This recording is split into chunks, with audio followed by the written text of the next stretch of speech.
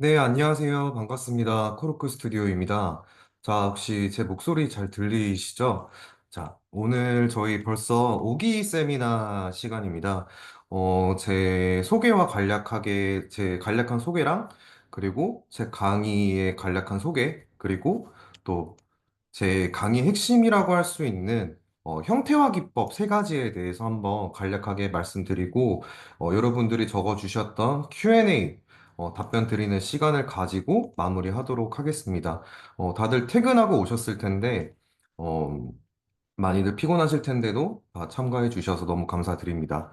자, 그리고 뭐 궁금하신 점 있으시면은 채팅창으로 남겨주시면 제가 답변 드릴 수 있는 여건이 된다면 답변 드리도록 할게요. 혹시 제 목소리가 잘 들리나요, 여러분? 저를 간략하게, 네, 간략하게 소개를 드리자면요. 저는 라우드 소싱 전체 기간에서 탑백 1위를 기록을 했었고요. 그리고 2023년에는 라우드 어워드에서 올해 디자이너상을 수상을 했습니다. 그리고 로고 디자인 단독으로만 활동을 하고 있기 때문에 로고 디자인을 통해서 이제 단독 누적 매출이 약 3억 원, 현재는 한 3억 2천만 원 정도 가량을 기록을 했습니다. 저는 여러분들이랑 마찬가지로 20대 한 중후반까지는 전혀 이제 다른 직무에서 근무를 했었고요. 이제 27 후반이 됐을 때 이제 디자이너를 시작을 하면서 이제 라우드 소싱에서 활동을 했고 지금 이제 6년 차입니다. 마찬가지로 저도 이제 비전공자 출신이고, 사실 디자인이랑은 전혀 관련 없던 분야에서 이제 넘어왔기 때문에, 여러분들이 어떤 고충을 가지고 있는지, 어떤 어려움을 가장 많이 호소하시는지, 그런 부분들을 너무 잘 알고 있기 때문에, 제 강의는 일단 그런 좀 부분들을 좀 시원하게 긁어줄 수 있는 그런 강의가 될 것 같습니다. 자, 일단은, 제 강의 자체가 완전 이제 라우드 소싱에 포커싱이 맞추어져 있는 것은 아니지만, 여러분들 제가 방금 말씀드렸던 것처럼 대부분이, 이제 비전공자로 프리랜서를 시작을 하시려고 하시는 분들일 거예요, 보통. 근데 사실, 프리랜서가 되기에는 라우드 소싱만한 곳이 사실 저는 없다라고 생각을 합니다.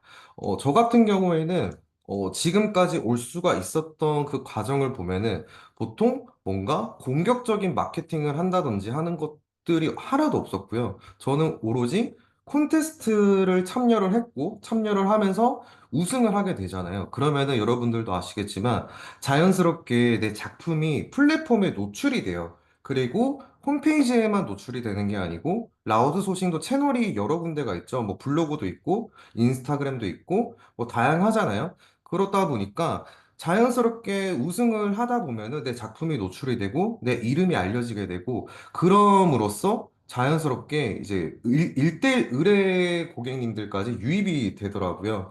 그래서 포트폴리오도 쌓으면서 내 작품도 노출시키고 그리고 내 이름도 알리면서 이제 부가적인 수익인 일대일 의뢰까지 한 번에 이제 원스톱으로 이어지는 거죠. 그렇기 때문에 처음 이제 프리랜서 시작하시는 분들이 라우드 소식 많은 곳은 없다라고 저는 생각을 하거든요.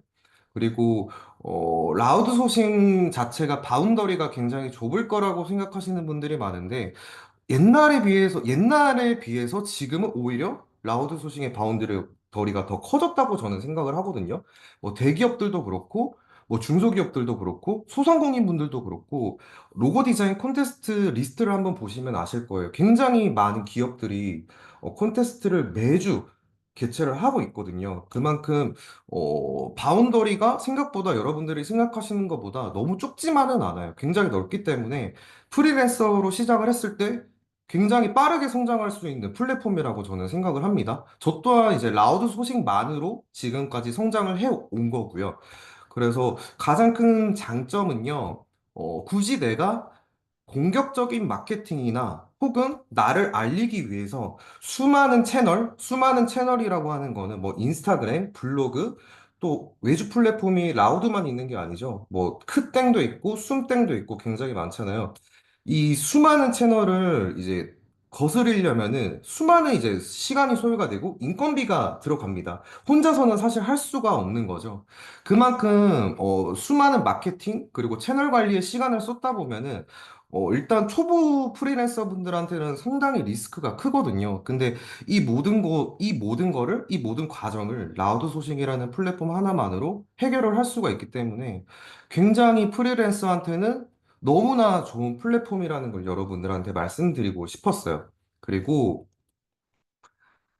제가 지금까지 제가 아까 말씀드렸듯이 제가 6년 차입니다.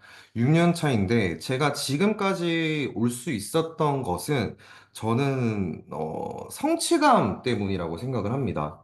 성취감 때문이라고 생각을 하는데 성취감이라는 게 뭐냐면 정신적인 보상도 있고요. 혹은 뭐 금전적인 보상 이렇게 두 가지가 있다라고 생각을 합니다.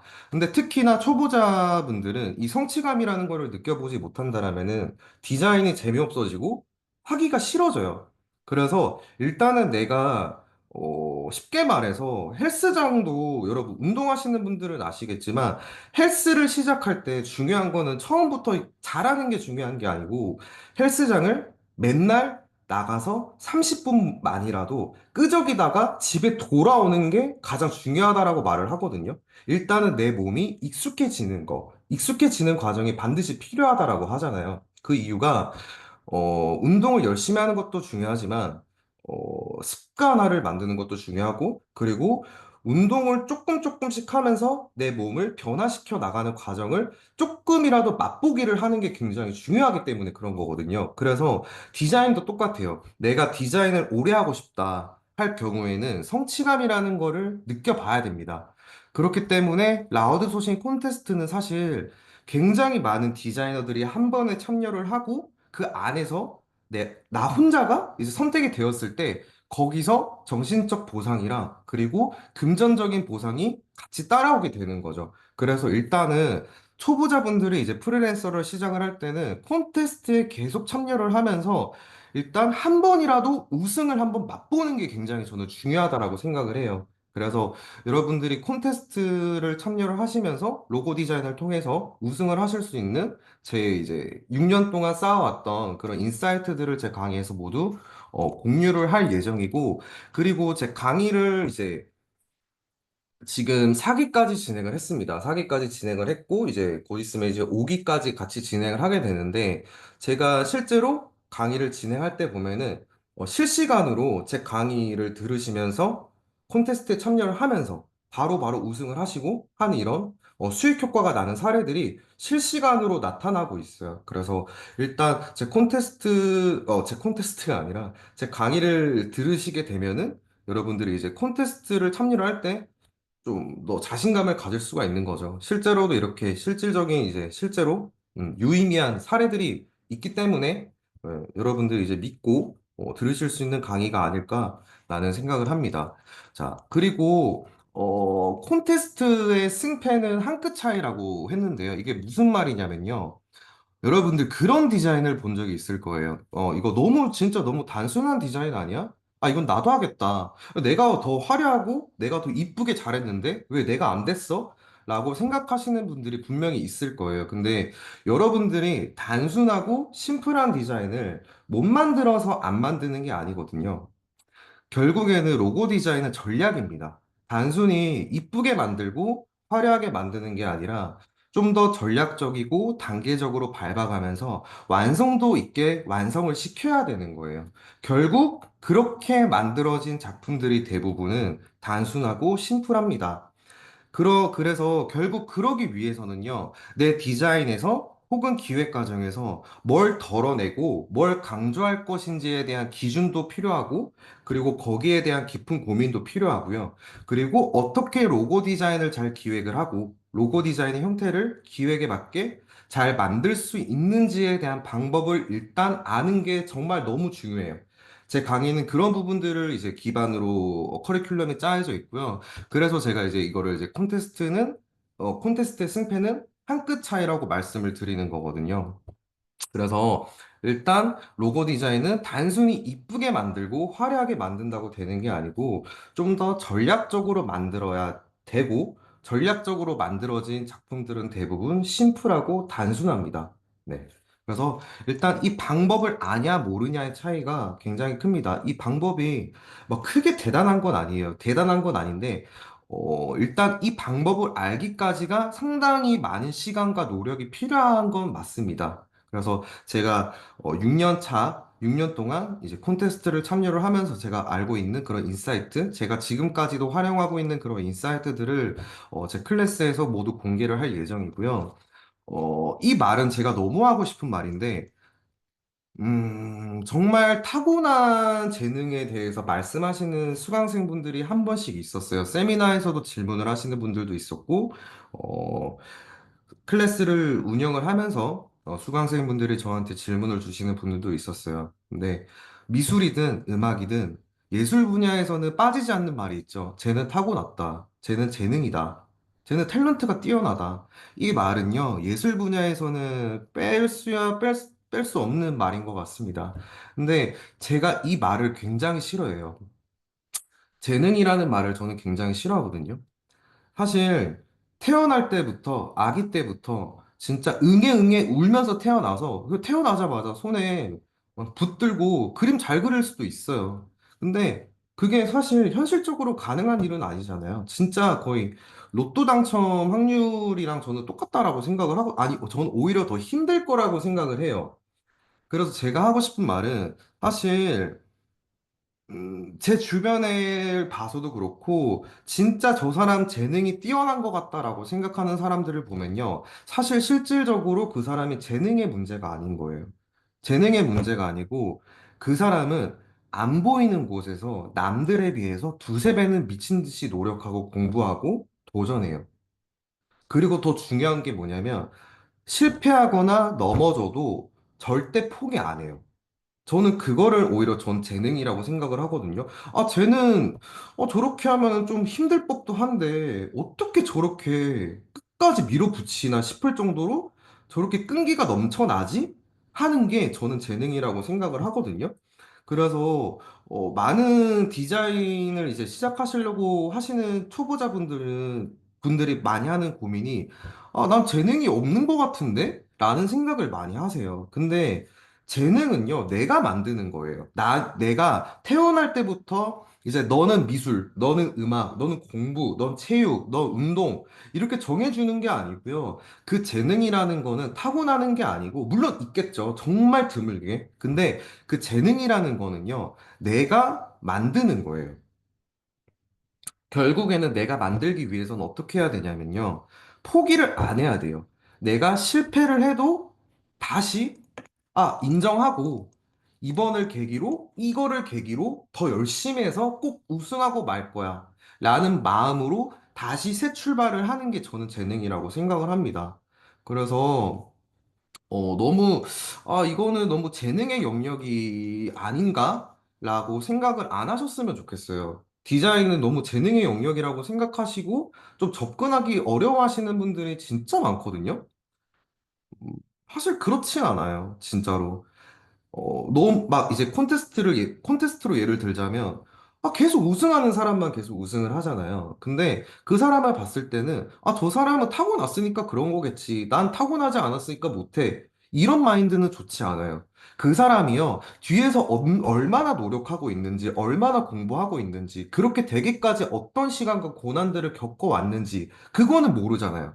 결국에는 결과적으로 단편적으로 드러난 결과만 보고 저 사람은 재능이 뛰어나서 그런 거야. 난 못해.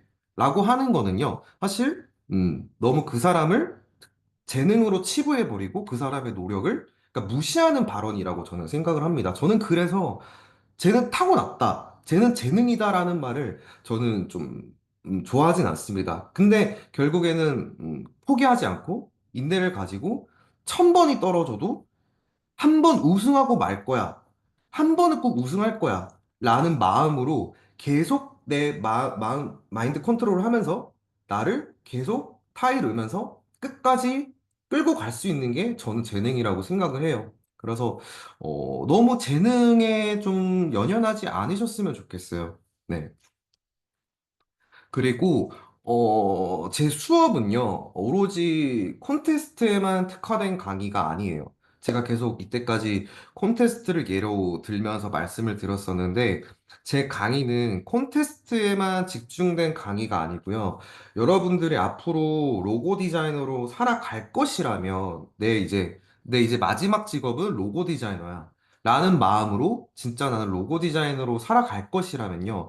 반드시 알아야 되는 로고 디자인의 기초, 그리고 플러스 중급, 플러스 심화 교육과정이라고 보시면 됩니다. 결국에는 로고 디자인에만 정말 진짜 완전 포커싱 되어 있는 커리큘럼으로 짜여져 있기 때문에 로고 디자인을 정말 잘하고 싶으신 분들이 들으시면 너무나 유익한 강의가 될 거라고 저는 생각을 하고요.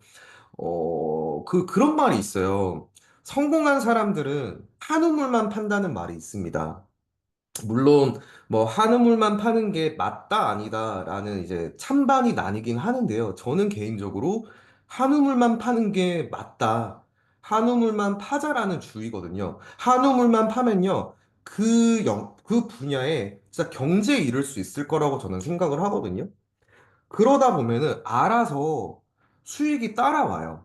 라우드 소싱도 마찬가지 비슷한 시스템이라고 말씀드렸죠. 내가 콘테스트에 우승을 하고, 우승을 하면 노출이 되고, 그러면 자연스럽게 내 이름이 알려지고, 내 포트폴리오가 알려지고, 그리고 실제로 그 우승한 로고 디자인은 실제로 사용되는 로고기 때문에 어떻게 보면은 실무 포트폴리오를 쌓을 수 있는 기회인 거잖아요. 그러면 자연스럽게 그 정보를 통해서 1대1 의뢰나 마켓을 통한 의뢰가 굉장히 많이 들어온단 말이에요.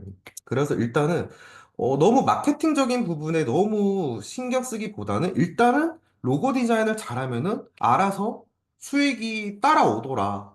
마케팅은 부가적인 거고 일단은 로고 디자인 스킬에 좀 더 집중을 하게 되면은 수익이 알아서 따라오더라. 라는 거를 말씀을 드리고 싶어요. 그래서 로고 디자인을 정말 난 잘하고 싶다 하시는 분들이 들으면 너무 도움이 될 법한 강의라고 생각을 합니다. 그렇죠. 네. 그리고 제 강의 내용 중에 일부분인데요. 일단은 형태화하는 연습을 많이 해야 되거든요. 형태화하는 연습을 많이 해야 되는데 형태화할 때도 무작정 내 머릿속으로 떠올리면서 상상하면서 하는 게 아니고요. 물론 상상은 해야 되죠. 상상하면서 하는 거에 초점이 맞춰진 게 아니고요.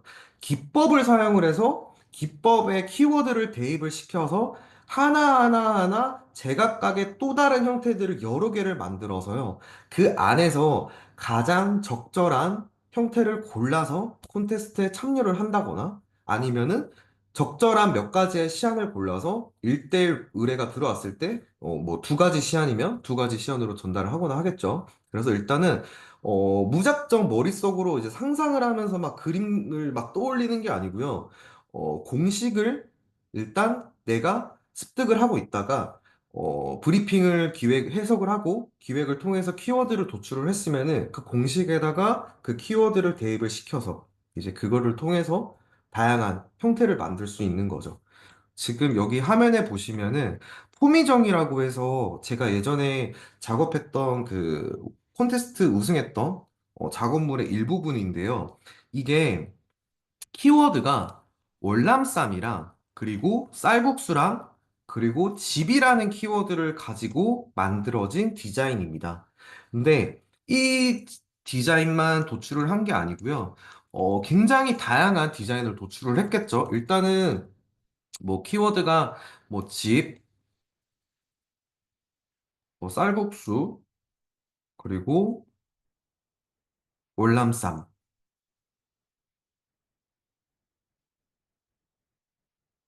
여기 키워드가 세 가지가 있으면은 이 세 가지를 어떤 형태로 표현을 할까를 일단 먼저 고민을 했겠죠. 그리고 그러면서 뭐 A 시안, B 시안, C 시안, 뭐 D 시안 굉장히 다양한 시안을 만들겠죠. 그러고 나서 여기서 내가 봤을 때 이게 딱 적절하다라는 게 있겠죠. 그러면은 요거 A를 뽑아서 제출을 하게 되는 거죠. 그러려면은 일단 이 한 가지의 키워드를 가지고 다양한 형태를 만들 수 있는 공식을 내가 습득을 해야 됩니다. 그래서 결국엔 이 작품을 제출을 해서 이 작품이 우승을 했지만 형태화 기법이 뭐가 있냐면 일단은 네거티브 스페이스라는 기법이 있고 그리고 한 줄 그리기 기법이 있고 그리고 이니셜 이미지 대입 기법이 있습니다. 첫 번째로 이 지금 화면에 보는 요 작품 같은 경우는 네거티브 스페이스를 활용한 디자인인데요. 네거티브가 뭐냐면요. 빈 여백, 공간을 활용을 해서 내가 표현하고자 하는 키워드를 표현하는 방법이에요.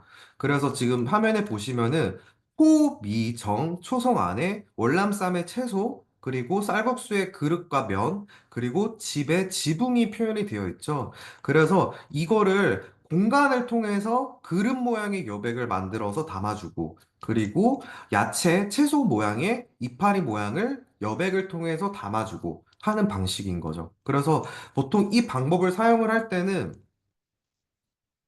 기준이 있어야 돼요. 네거티브 스페이스가 제가 말씀드렸던 게 여백을 만들어서 표현을 해주는 거라고 했잖아요. 그러려면은 그 여백이 표현되는 기준점이 있어야 됩니다. 그게 보통은 초성이 돼요.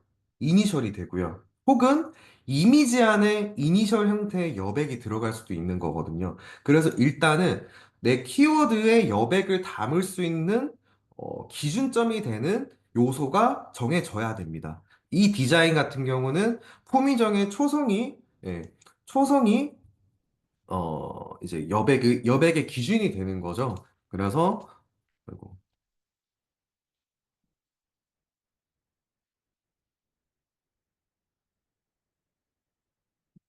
호성을 안정감 있게 나열을 하고,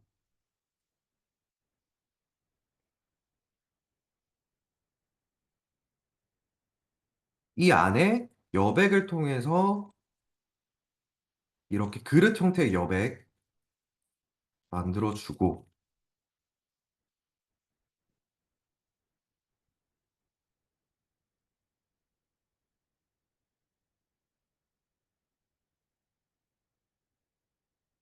이렇게 그릇 형태의 여백을 만들어주고, 그리고 지붕, 지붕 형태 여백 이렇게 안에 창문만 그려 넣어줘도 이 지읒의 형태 자체가 지붕의 여백 형태와 닮아 있잖아요. 그래서 이렇게 창문만 넣어주면 되겠죠. 혹은 뭐 이런 디테일을 넣어주셔도 되고. 그리고 요 나뭇잎 같은 경우는 요거 깨트리고 나서 위젯을 통해서 여백 라운딩 넣어주고 여기서 이파리의 인맥 부분만 표현을 해주면 되겠죠. 그래서 네거티브 같은 경우는 보통 이런 식으로 표현을 합니다. 그래서 제 강의 같은 경우는 매 시간마다 과제가 나가요. 과제가 나가는데 첫째 주는 뭐 심보령, 뭐 2주차는 뭐 워드마크, 뭐 3주차는 캘리그라피, 뭐 4주차는 엠블럼, 뭐 이런 식으로 나가는데 그때마다 이제 여러분들이 이 시간에 배웠던 물론 제 강의가 이 내용만 있는 게 아니에요, 여러분. 일부분입니다. 그래서 이 기법을 활용을 해서 매번 과제를 해결을 하고 그걸 이제 실무에서 사용할 수 있게끔 이제 내 몸에 루틴화를 시키는 거죠, 제 강의는.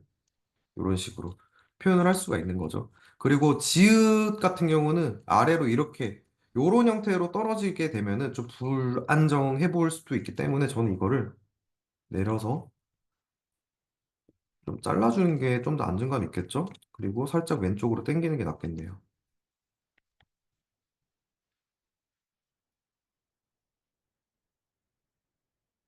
그리고 저는 사실 작업을 할 때 막 빨리빨리 하려고 하지 않거든요. 좀 천천히 하려고 하는 편이긴 해요, 저는. 물론 제가 속도가 그렇게 느린 편은 아니긴 한데, 그래도 웬만하면 좀 디테일을 놓치고 싶지 않아서 작업할 때는 속도가 최대한 좀 침착해서 좀 차분차분 만들려고 하는 게 좀 있는 것 같습니다. 실제로 작업할 때는 지금은 뭔가, 시간이 딱 정해져 있다 보니까 뭔가 빨리빨리 해야 된다는 그런 강박이 약간 들긴 하거든요.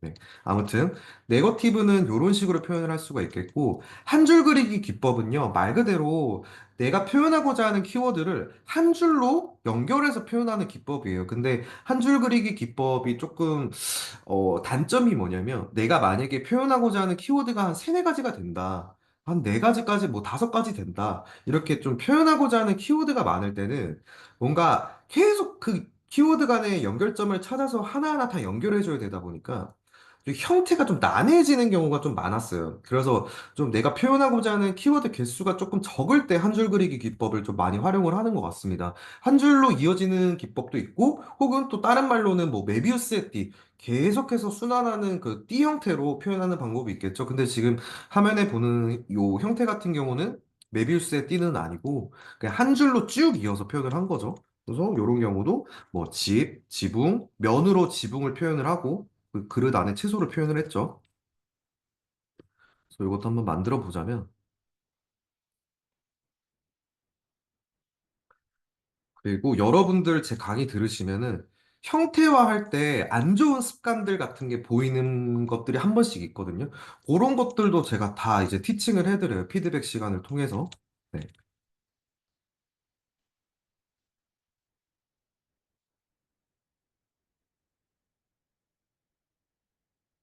한 줄 그리기를 표현을 할 때는 연결될 수 있는 포인트들을 잘 찾는 게 가장 포인트입니다.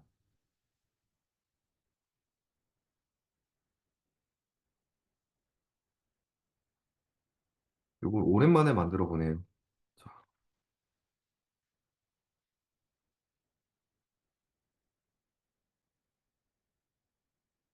일단 한 줄로 연결될 수 있는 포인트를 잘 찾아야겠죠.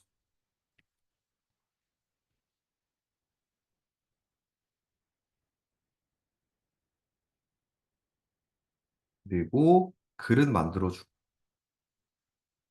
반대네요, 위쪽이.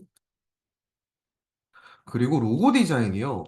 선으로 라인 그래픽으로 심볼 만들 때 있죠. 그럴 때 보면은 선의 두께도 굉장히 다양하게 만들어 봐야 돼요. 예를 들어서 지금 제가 처음에 시작할 때는 16포인트로 시작을 했는데 완성을 시키고 나서는 14포인트로도 한번 보고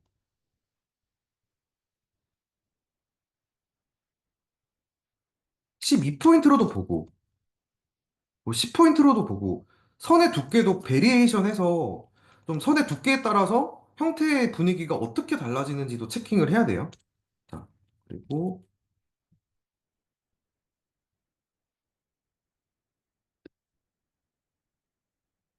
반대죠.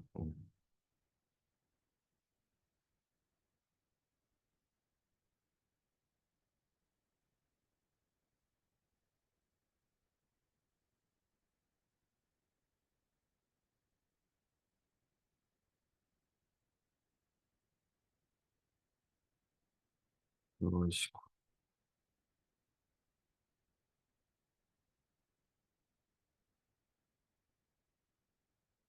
표현해주고 채소도 이런 식으로 표현을 해주면 되겠죠. 그래서 뭔가 이렇게 한 줄로 그리기로 표현을 하려고 노력을 하다 보면은 형태적으로 차별화는 자연스럽게 생겨요.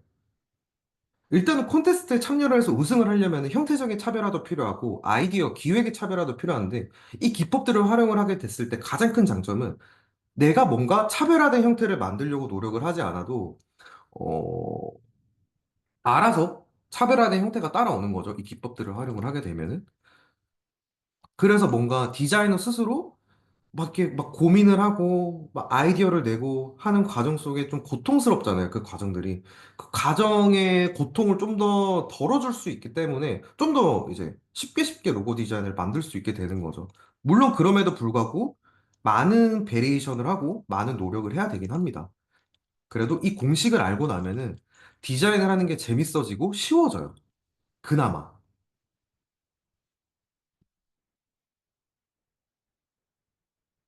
로고 디자인이 절대 쉽다라는 건 아니지만 그나마 도움을 준다는 거죠. 확실히. 뭐 질문 주시는 분들은 제가 일단 시간 남을 때 한번 읽어보고 여건 되는 대로 답변 드릴게요. 이런 식으로. 연결되는 포인트를 그냥 요렇게 그냥 뾰족하게 남겨두는 게 아니라 연결됐다는 느낌을 좀 더 내기 위해서 약간 살짝 돌돌 말린 형태를 넣어줌으로써 좀 더 연결된 느낌이 더 잘 살죠. 그래서 요런 식으로 한 줄로 이어서 아까랑 똑같은 키워드를 가지고 또 다른 형태를 만들었습니다. 그리고 이니셜 이미지 대입 기법은요. 각 이니셜이 이미지처럼 보이도록 하는 거예요. 아니면은 이미지가 이니셜처럼 보이도록 하는 거죠. 그래서 여기 보시면은 지금 자세히 보시면 호, 호, 빨간색으로 좀 체크를 할게요. 호, 미, 정. 각 이니셜에다가 이미지를 대입을 시킨 거죠. 그래서 이런 식으로 표현을 해도 굉장히 재밌습니다.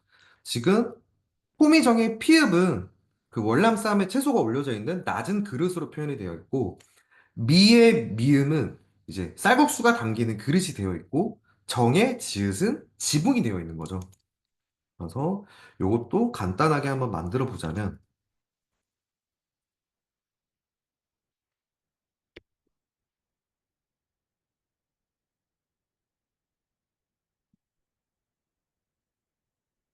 그리고 로고 디자인을 만들 때 가장 또 중요하다라고 생각을 하는 게 초보자분들은 로고를 만들 때 드로잉 하듯이 로고를 만들어요. 제가 이제 클래스를 해보면 정말 많거든요.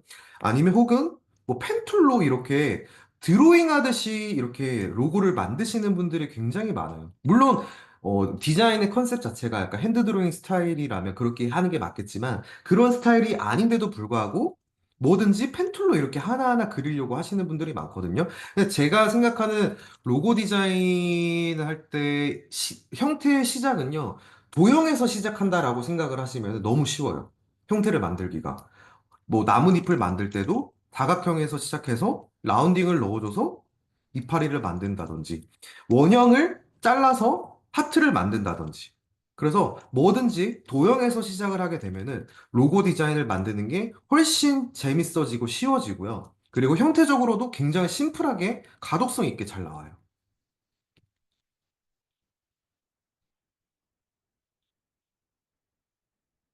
저 지금 만드는 거 보면은 처음에 펜툴로 그냥 하나하나 그리지 않죠? 그냥 바로바로 바로바로가 아니라 도형을 하나씩 그려서 가장 기초적인 도형을 그려서 거기서 도형화해서 잘라내면서 만들어 나가고 있죠. 로고를 만들 때는 드로잉 하듯이 그리면 안 됩니다. 물론 컨셉이 드로잉 컨셉이라면 그게 맞겠지만 그게 아니라면은 드로잉 하듯이 그리는 거는 피해야 한다. 네. 그리고 지붕. 이런 거는 뭐 어쩔 수 없이 펜툴로 그려야겠죠.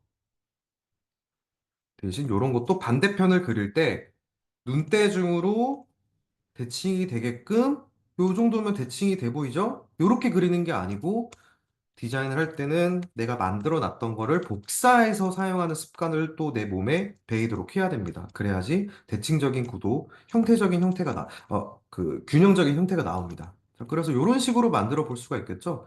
뭐 안에 면도 뭐 단순하게 표현하면 되겠고요.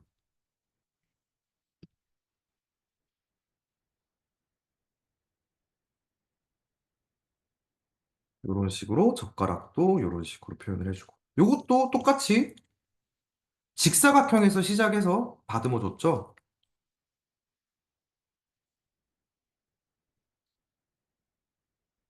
이런 식으로 표현을 할 수가 있겠죠. 그래서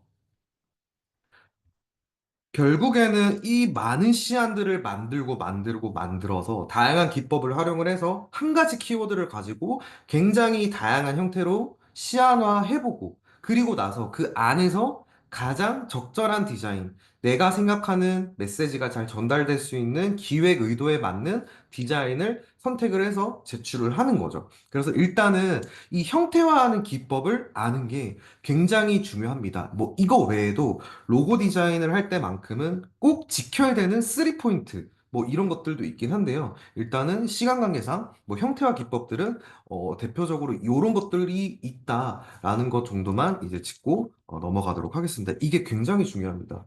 이게 로고 디자인을 하는데 있어서 굉장히 도움이 많이 되고 처음에는 이 공식을 알아도 잘 안 될 수도 있어요. 그래서 좀 반복적인 훈련이 필요하고 강의를 들으면서 다양한 사례들을 만들어 보면서 이제 습득을 해야겠죠. 그래서 이게 안다고 해서 머리로는 알지만 손으로는 바로바로 안 나올 수도 있는데 아무래도 이제 6주라는 시간이 사실 좀 상당히 좀 긴 시간이긴 하거든요. 그 시간 동안 이제 티칭을 받고 피드백을 받으면서 이제 내 걸로 만드는 거죠. 그 시간을 통해서. 그래서 결국에는 이 작품이 선정이 되었습니다. 자, 그래서 이런 기법들, 그리고 로고 디자인 할 때 꼭 지켜야 되는 거, 그리고 여러분들이 로고 디자인 만들 때 6주입니다, 6주. 4주 커리큘럼인 클래스도 있고요. 제 강의는 일기 때부터 쭉 6주였어요. 네.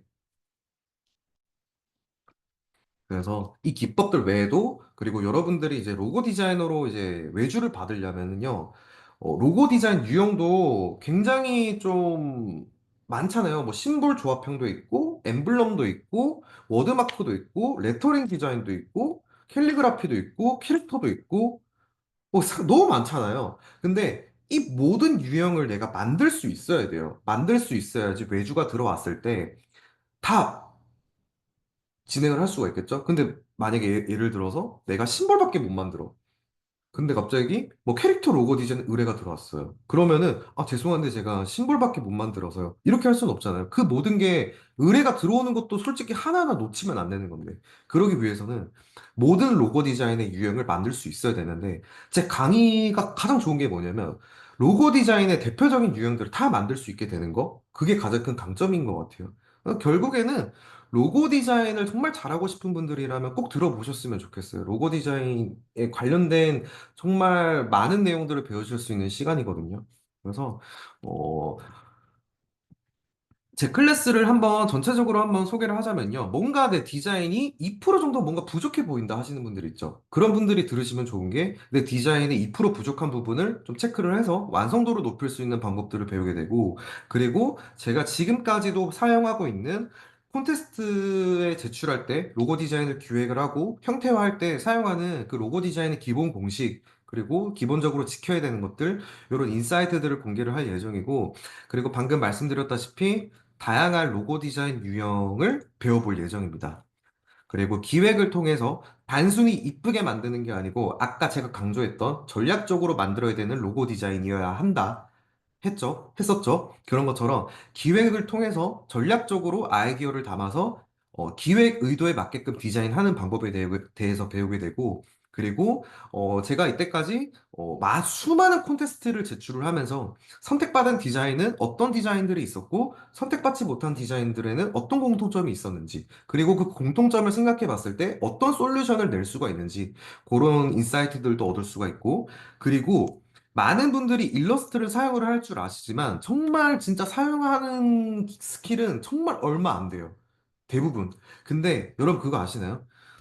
내가 일러스트에서 툴을 잘 다루면 잘 다룰수록 내 디자인의 퀄리티가 달라져요. 툴 하나만으로. 그래서 제 강의에서는 여러분들이 쉽게 접하기 힘들었던 그런 기능들을 로고 디자인에 접목시켜서 내 로고 디자인의 완성도를 높일 수 있는 방법도 얻게 되실 거고, 그리고 마지막 6주차에서는 제가 진짜 막 쓴소리도 많이 할 거예요. 그리고 로고 디자이너를 꿈꾸는 분들이 조금 어, 이거는 나중에 말씀드릴 거고, 예, 아무튼, 프리랜서로 살아갈 때 굉장히 고충이 많아요. 로고 디자인 뭐 스킬이나 이런 것들을 떠나서, 뭐 클라이언트와 소통은 어떻게 해야 되는지, 주의해야 되는 건 뭐가 있는지, 그리고 의뢰가 들어왔을 때 의뢰서는 어떻게 보내야 되는지, 뭐 그리고 컬러 설정은 어떻게 해야 되는지, 뭐 이런 것들, 기본적인 것들, 실무에서 이제 알아야 되지만 우리는 이제 실무를 건너뛰고 바로 이렇게 넘어오는 거잖아요. 프리랜서로. 그렇기 때문에 여러분들이 쉽게 접할 수 없는 프리랜서의 고충들 하나하나 낱낱이 다 공개를 해서 그거를 어떻게 해결할 수 있는지에 대한 인사이트, 솔루션을 드릴 거고, 그리고 제가 원래 3기 때까지는 아마 3기였지 싶어요. 정확히는 갑자기 기억이 안 나는데 아마 3기 때까지는 저희가 그 코칭권이라는 게 없었습니다. 코칭권이 뭐냐면 강의가 끝나고도 한 달 동안 내 포트폴리오나 외주나 뭐 작품들에 대한 피드백 같은 거를 받을 수 있는 시스템이에요. 코칭을 받는 거죠, 말 그대로. 한 달 동안 강의가 끝나고 나서도. 근데 이런 스킬이나 뭐 이런 핵심 스킬이나 이런 것들을 습득을 하는 것도 중요하지만 내가 강의가 끝나고 나서도 실무에서 내가 그걸 잘 써먹고 있는지에 대한 피드백은 반드시 필요하거든요. 그래서 저희가 4기 때부터는 코칭 시스템을 판매를 하고 있습니다. 코칭권을 판매를 하고 있기 때문에 만약에 나는 좀 밀착 피드백 같은 거를 받아보고 싶다 하시는 분들은 코칭권 구매하실 때 코칭권도 같이 구매를 해주시면은 큰 도움이 되실 것 같습니다. 그래서 전체적인 커리큘럼에 한번 훑고 이제 바로 Q&A로 넘어갈게요. 1주차에서는요. 로고 형태화하는 기법, 뭐 네 가지 기법, 그리고 브리핑을 읽어보고 키워드를 어떻게 분석을 하고 도출을 하고 브리핑을 어떻게 해석을 해야 되는지, 그리고 이걸 어떻게 정리를 해야 되는지 그런 방법들을 배워볼 거고, 그리고 형태를 만들 때 제가 아까 전에 말씀드렸던 게 펜툴로 그림 그리듯이 그리는 게 아니고 도형을 이용을 해서 정형화된 형태로 만들어서 안정감 있는 형태로 만들어야 된다라고 했잖아요. 그래서 그런 것들을 위해서 그리드 훈련을 할 겁니다. 이런 그리드를 그려서 심볼을 만드는 훈련 방법. 그리고 여러분들 외주 들어오면은 이제 외주 받고 시안을 보내잖아요. 초안을 보내잖아요. 그때 제안서를 보낼 때 그걸 제안서라고 하거든요. 그 제안서를 만들 때 실무에서 사용하는 그런 양식이나 폼 같은 게 있거든요. 꼭 지켜야 되는 것들.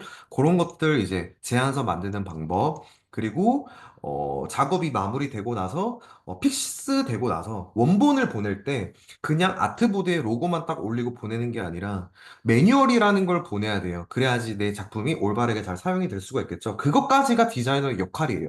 로고 만들어줬다고 해서 그게 디자이너가 이제 끝이 아니고요. 디자이너 역할이 끝나는 게 아니고요.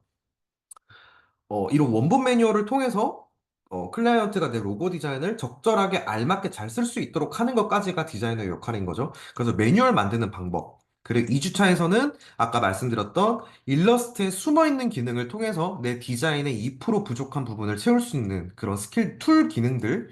그리고 이런 빈티지한 컨셉의 애칭 스타일의 엠블럼 디자인도 하나하나 소스를 개발을 해서 만들어 볼 겁니다. 그리고 이런 생동감 있는 타이포그래피. 그리고 3주차에는요, 많은 분들이 가장 어려워하는 타이포그래피 제작하는 시간이에요. 글자를 이용한 로고 디자인을 만드는 시간인데, 그 전에 우리가 여러분들 그 글자로 로고 디자인 만들어 보신 분들 아시겠지만, 한글로 로고를 만든다는 게 굉장히 어렵거든요. 왜 그러냐면, 한글은요, 영어랑 다르게 받침이라는 게 있잖아요. 받침이 또 굉장히 많죠? 자음도 다양하고 모음도 다양하잖아요. 그렇다 보니까 받침에 어떤 낮자가 오냐에 따라서도 형태가 계속 제각각으로 바뀌기 때문에 한글이 그래서 어려운 거거든요. 그래서 그거를 좀 자신감을 얻으려면은 글자 구조에 대한 이론에 대해서 이해를 하고 있어야 돼요. 그래서 한글도 그렇고 영문도 그렇고 글자 구조에 대한 이해를 위해서 이제 이론 수업도 같이 병행을 하게 되고 그리고 나서는 직접 그 이론을 바탕으로 해서 영문 타이포그래피를 개발을 하게 됩니다. 한글 타이포그래피도 개발을 하고요. 그리고 서체를 직접 개발하는 거를 떠나서 플러스 서체를 활용해서 워드마크를 개발하는 방법. 어떤 걸 주의를 해야 되는지, 이때 우리가 배웠던 이론을 어떻게 써먹어야 되는지까지 알려드리게 됩니다. 그리고 4주차는요, 캐릭터 로고 디자인 시간인데, 캐릭터 로고 디자인을 기획을 할 때는 어떤 방식으로 기획을 해야 되는지. 왜냐하면 캐릭터라는 거는 표정이랑 포즈, 뭐 동생 굉장히 많잖아요. 그런 것들을 이제 우리 디자이너가 하나하나 짜야 되는데 그거를 그냥 무작정 우리가 머릿속으로 이렇게 떠올리려고 하면은 안 떠오르죠. 그래서 좀 더 전략적으로 기획하는 방법을 알아보게 될 거고 그리고 캐릭터의 장점이 뭐죠? 당연히 컬러링을 할 수 있다는 거죠.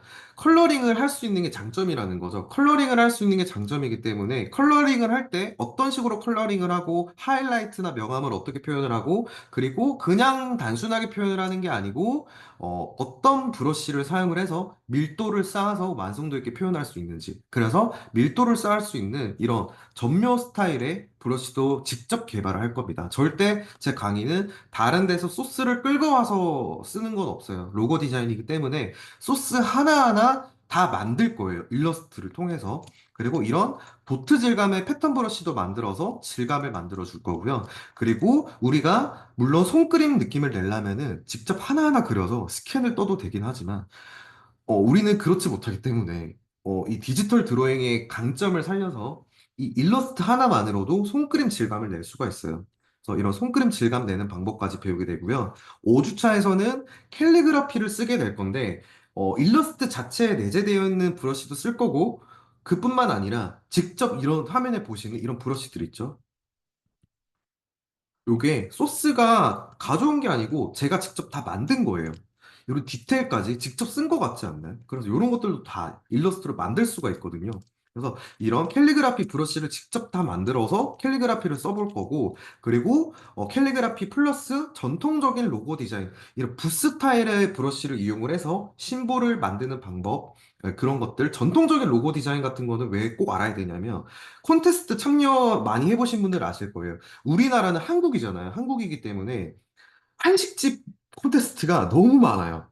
쭈꾸미 집도 그렇고, 뭐, 갈비찜 집도 그렇고, 뭐, 삼겹살집, 갈비집, 너무 많은 소상공인 분들이 이제 하시는 그 업종이 보면은 보통 음식점이 굉장히 많단 말이에요. 한식집. 그래서 보통 전통적인 스타일의 로고 디자인을 선호하시는 분들이 많아서 이거는 한국이라서 그런 것 같아요. 제가 볼 때는. 그래서 이런 전통적인 로고 디자인을 꼭 만들 수가 있어야 되거든요. 그래서 이런 전통적인 로고 디자인을 캘리그라피 플러스 심볼 그리고 낙관까지 그 낙관이 뭐냐면 약간 도장 같은 걸 말하는 거거든요. 그런 것까지 만들어서 전통적인 로고 디자인을 완성시키는 것까지 배우게 되고, 그리고 다양한 스타일의 캘리그라피를 써볼 겁니다. 한 가지의 스타일만 써보는 게 아니고요.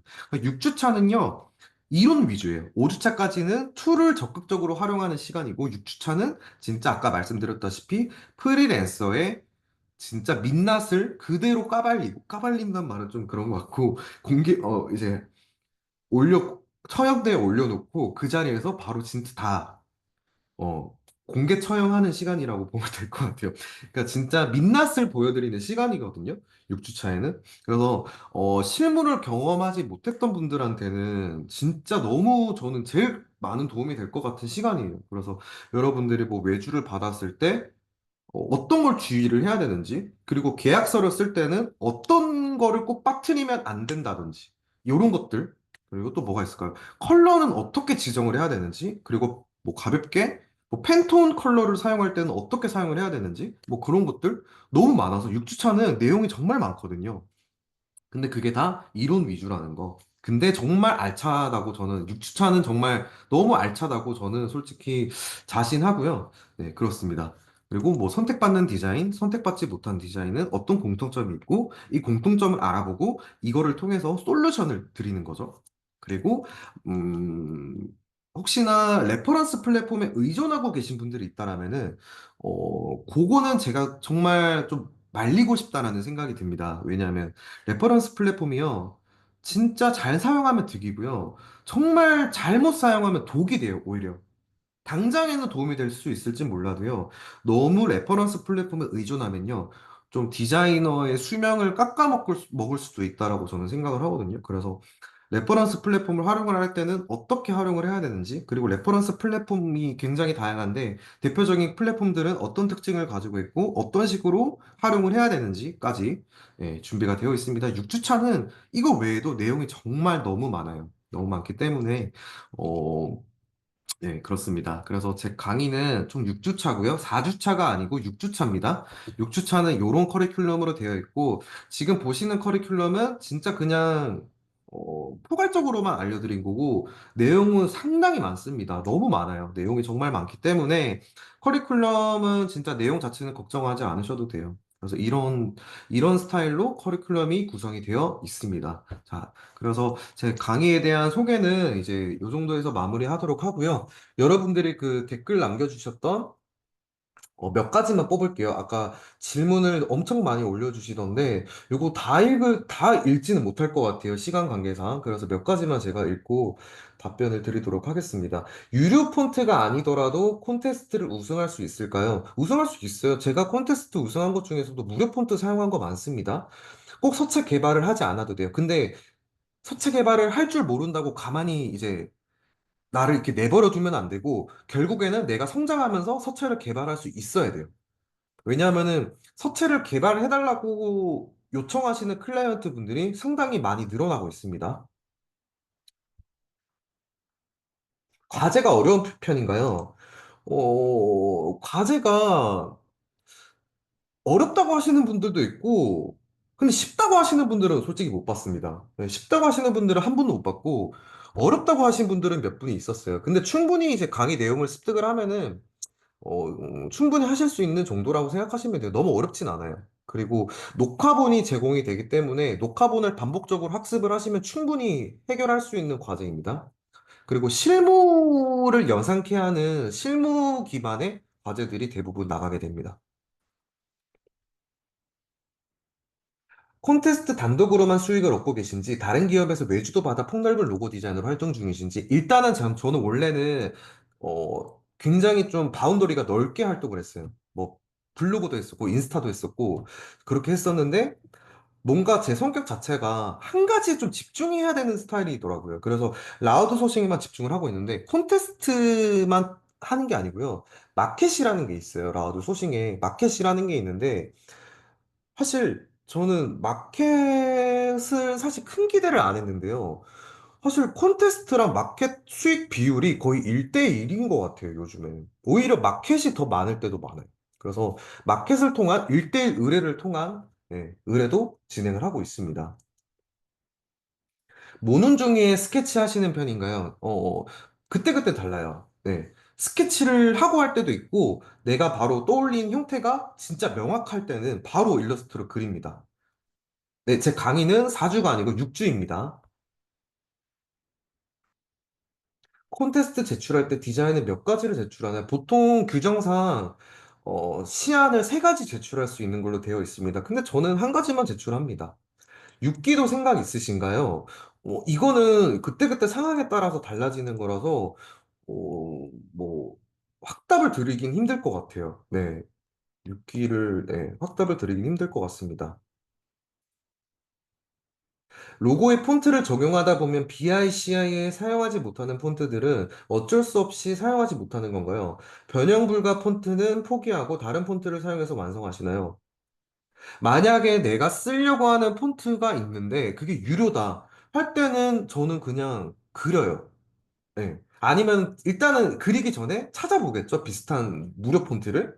찾아도 없다. 근데 이 폰트 아니면 안 된다 할 때는요. 그려요. 그냥. 5년 뒤, 10년 뒤 계속 로고 디자인을 이어가실지 궁금합니다. 로고 디자인만 단독으로 하여도 비전이 있나요? 물론요.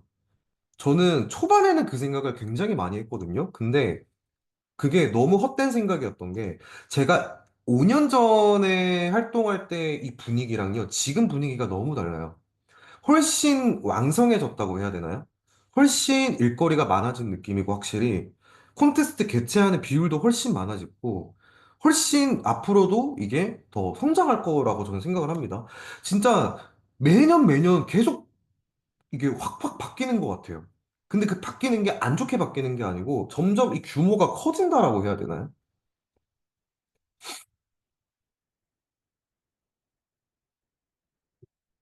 클래스를 라이브로 듣지 못했을 경우 녹화본을 볼 수 있나요? 강의가 끝난 후에도 더 들을 수 있는 건가요? 네, 강의가 끝난 후에도 녹화본을 통해서 수강하실 수 있습니다.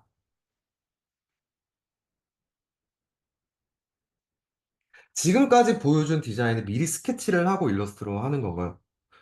이것도 그때그때 다른 것 같아요. 바로 할 때도 있고요. 근데 보통은 이제 그 모는 종이 있죠. 거기에다가 가볍게 큰 틀로 그냥 러프 스케치만 하고 일러스트로 넘어가는 것 같습니다. 작업은 주로 제 작업실에서 하죠. 네. 웹이나 참여하는 사람은 조금 더 할인이 된다고 알고 있는데 맞나요? 참여자분들 대상으로 할인 구매 링크를 발송 드릴 예정이라고 합니다. 6주 기간 동안 질문 모두 가능합니다. 질문 모두 가능하고, 여러분들이 이제 클래스 수강하시면은요, 디스코드에 여러분들 단독 개인 방이 생겨요. 포스트가 생기면은요, 거기다가 과제 제출도 하고, 궁금했던 질문들 모아서 질문도 하고, 이런 식으로 진행이 됩니다. 강의 진행되는 동안에는 질문 자유롭게 다 할 수 있습니다. 아까 말씀드렸다시피, 1기에서 4기 수강하신 분들 중에서도, 물론 강의가 끝나고 계속 이제 수익 활동을 하시는 분들도 있긴 한데요. 수업을 진행하는 도중에도 아까 제가 말씀드렸던 것처럼 즉각적으로 이제 수익화가 일어나시는 수강생분들의 사례가 몇 가지가 있습니다. 상당히 많기 때문에 그런 부분들은 일단 아까 말씀드렸다시피 포기하지 않고 계속 꾸준히 하신다면 충분히 가능하실 것 같습니다. 네. 그래서 나머지 부분들은 저희 클래스 담당자분께서 지금 답변을 다 주시고 있는 것 같고요. 자, 여러분들 Q&A 남겨주셨던 거, 몇 가지만 뽑아서 답변을 드리도록 하겠습니다. 음,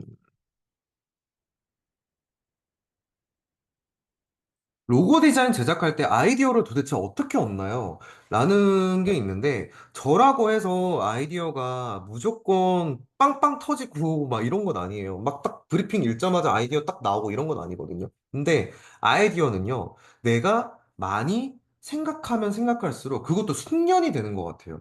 아이디어라는 거를요, 사람들이 이름이 아이디어잖아요. 그럼 보통 막 전구가 반짝이는 이미지를 생각한단 말이에요. 근데 그렇지 않아요.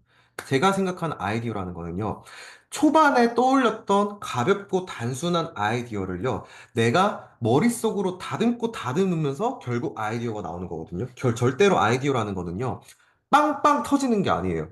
빵빵 터지는 게 아니고, 다듬고 다듬어서 아이디어가 나오는 거예요. 결국에 그러려면은 아이디어를 일단 많이 만들어 보는 연습을 해야 됩니다. 고민을 많이 하는 연습을 해야 되고, 절대 이 과정에서 레퍼런스 플랫폼에서 형태적인 거에서 아이디어를 가져오는 훈련을 하다 보면은 그거는 오히려 내 아이디어를 만들어내는 스킬을 오히려 저하시키거든요. 그렇기 때문에 아이디어라는 거는 일단 내 머릿속으로 많이 상상을 해봐야 되고 가능성을 굉장히 다양한 곳으로 열어둬야 돼요. 그리고 아이디어를 수집을 할 때 클라이언트한테 좀 납득할 수 있는 전달력 있는 아이디어를 선택할 수 하는 그 기준은요. 절대로 난해한 아이디어는 안 돼요. 그러기 위해서는요, 내 아이디어는요, 가장 기반이 되는 아이디어는 멀리서 찾는 게 아니고요, 내 눈앞에서 찾아야 돼요. 우리가 밥을 먹고 샤워를 하고 일을 하러 가고 버스를 타고 이동을 하고 하는 과정 속에서 누구나 맞닥뜨릴 수 있는 상황, 소재, 장면에서 아이디어를 가지고 와야지 어떤 누가 봐도 그 아이디어를 납득을 할 수가 있어요. 그래서 멀리서 아이디어를 찾아야지 내 아이디어가 차별화된다라는 강박을 버리고 아이디어는 내 주변에 있다라고 생각을 하시면은 좀 도움이 되실 것 같아요. 그리고 툴만 다루고 자격증만 겨우 땄어요. 그래도 가능할까? 툴만 다룰 수 있으면 충분히 들을 수 있습니다. 네. 툴을 막 현란하게 다루실 필요도 없고요. 그냥 일러스트레이터가 벡터 기반인 거 아시죠? 그리고 뭐 일러스트가 어떤 식으로 작업을 하는지 그 원리만 알고 계시면은 일단 강의는 충분히 들으실 수 있습니다. 그리고 잠시만요.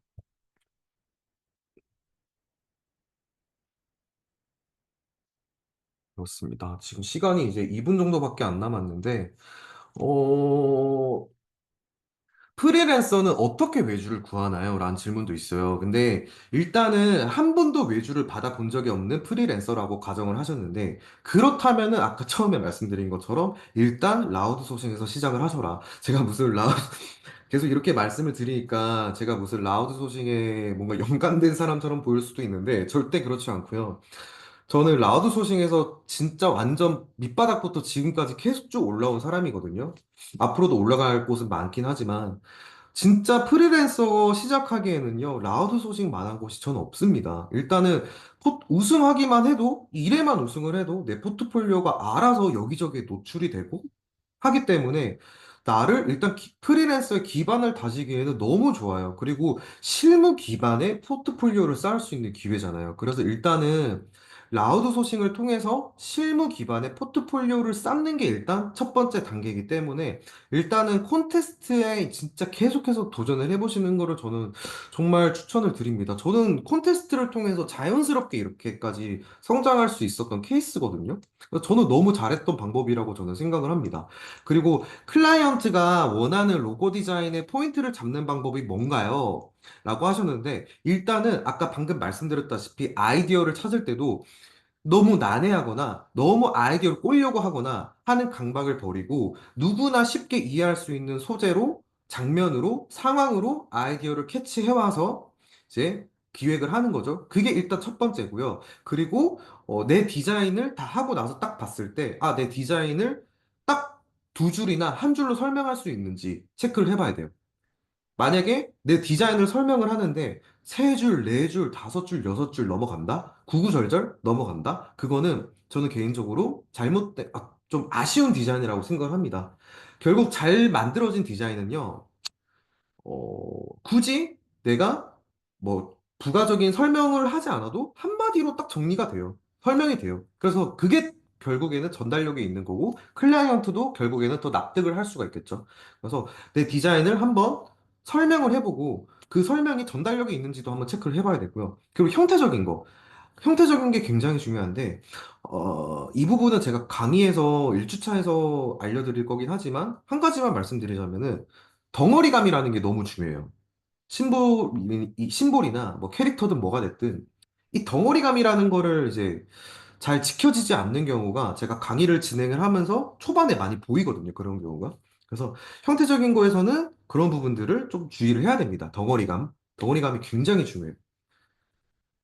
로고 시장이 한 가지만 답변하고 이제 마무리하도록 하겠습니다. 자, 로고 시장이 너무 포화 상태인데 진입해서 가능성이 있을까요? 결국에는요, 이 방법을 아냐 모르냐의 차이인 거예요. 결국에는 로고 디자인을 잘 하냐 못하냐, 내가 부족한지 아니면 내가 어느 정도 습득을 하고 잘 하는지 그게 중요한 것 같아요. 사실 포화 시장이 아닌 곳은 없어요. 없는데 결국 그 안에서 살아남는 사람은 실력 있는 사람이 살아남는 거잖아요. 그래서 일단은 로고 디자인에 대해서, 이론에 대해서 일단은 그 배경에 대해서 좀 더 습득을 하고, 그리고 스킬에 대한 실력을 조금 더 늘린다면은 충분히 가능합니다. 그리고 아까 말씀드렸다시피 내가 포기하지 않는 거. 그게 결국 재능이다. 그러니까 결국 포기하지 않고 계속 나아가는 게 굉장히 중요합니다. 대부분 제가 콘테스트 참여하면서 스쳐 지나갔던 디자이너 분들이 굉장히 많아요. 굉장히 많은데 보통 몇 달 지나면은 안 보이고 그런 경우가 너무 많거든요. 근데 보통 내가 지금 포기해야 될 때가 있잖아요. 만약에 내가 지금 포기해야 되나? 라는 생각이 들 때요. 내 바로 눈앞에 성공의 순간이 바로 눈앞에 놓여 있다라고 생각해 보세요. 근데 그 성공의 순간이 언젠지 내일이 될지 일주일 뒤가 될지 한 달 뒤가 될지 아무도 몰라요. 근데 내가 포기하는 그 순간이 내가 성공에 다다르기까지의 직전이라면 포기할 수 있을까요? 못하죠. 그러니까 모든 순간이 내가 성공하기 딱 직전이라고 생각하면서 포기하지 않고 계속 나아가는 게 중요해요. 계속 아까부터 이 말을 너무 많이 강조를 하는데 이게 생각보다 너무 중요합니다. 네, 그렇습니다. 너무 많은 질문이 있었지만 제가 여기까지 시간 관계상 답변을 드릴 수밖에 없을 것 같고요. 그래서 제 세미나는 이렇게 하고 마무리하도록 하겠습니다. 그리고 요거 클래스 담당자분께 바로 넘겨드리겠습니다. 그러면 클래스 담당자분께서 마무리하고 끝마쳐 주실 겁니다. 네. 다들 늦은 시간까지 고생 많으셨습니다.